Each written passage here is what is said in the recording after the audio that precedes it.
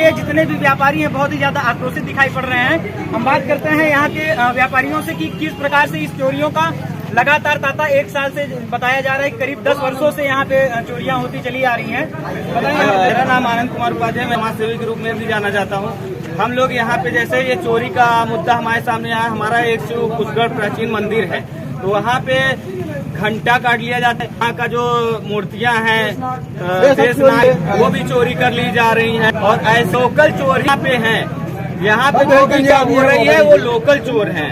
यहाँ से कोई ना बाहरी आ रहा है, ना कोई दूसरे डिस्ट्रिक्ट से चोरी करने। यहाँ मार्केट विरोध करते हैं तो उनको धमकी जाता है कि तुम्हारा कौन है, तुमको भी लूट लिया।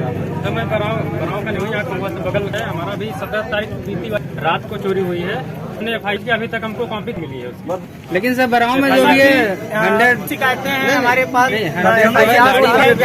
ना कोई मतलब सुनवाई होती है। और हमारे साथ प्रयाग स्टेशन से